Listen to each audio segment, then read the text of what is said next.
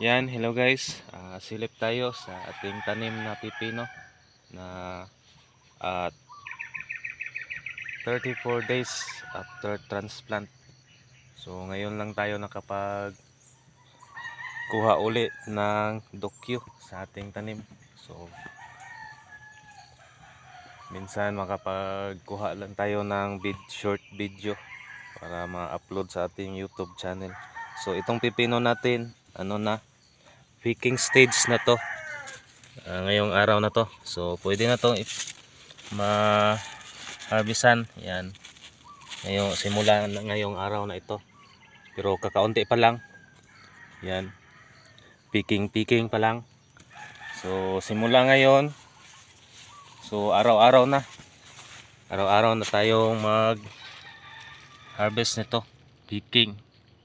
Harvest selection sa ating tanim na pipino. So dito sa area 1.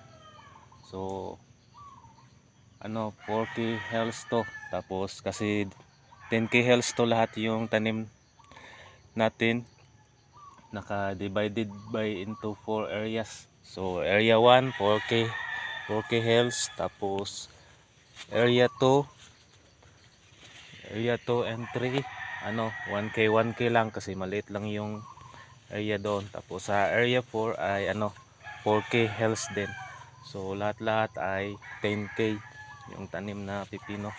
So ambush guys, pang-ambush namin to ngayong May. Yan, pang-ambush ngayong May. So hindi pa dumating yung May, makapag-harvest na kami, makapag-pick na. So hindi makita yung bunga kasi nasa ilalim yung mga bunga. Yan. So hindi naman ganoon kadami yung bunga. So dito sa itaas may mga maliliit na bunga. Yan. So management namin dito sa aming pipino sa insecticide, abamectin, tapos Solomon. Ayan. Agrigard at saka Solomon. Tapos fungicide, chlorothalonil, tapos mancozeb, yung pinakamura lang na mancozeb EI.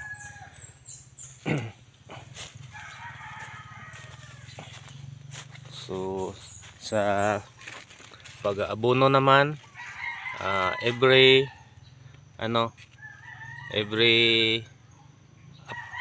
after 10 days abono kami. So 4 na beses lang to na nalagyan ng abono. Yan.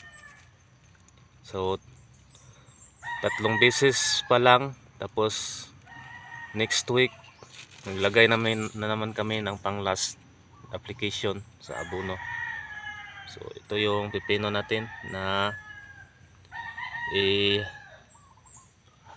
harvest na namin mamaya, selection. Pwede na to guys. Ayan. So ang harvest natin dito, ang kukunin natin nasa 5 piraso o 6 na piraso, 1 kilo. So yun yung sizes na gusto sa buyer. So yung ganito lang kalalaki.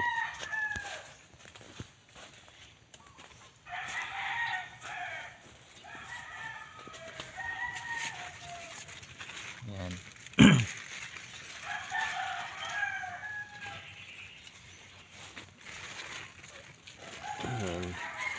So hindi ganon kadami yung bunga. So okay lang, basta meron. Ayan, mga tuy pa, maliliit na bunga. Ayan. Kasi pa to, 34 days pa after transplant. So sagad na siya sa na-install natin na main line. Yan, sagad na. Lampas pa.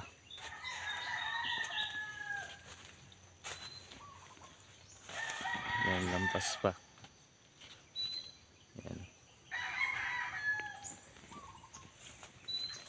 So yan lang yung pasilip natin sa ating tanim na pipino at 34 days Yan, ako nga pala si JC, nagsasabing be simple, be humble, work smart. Yan, happy farming.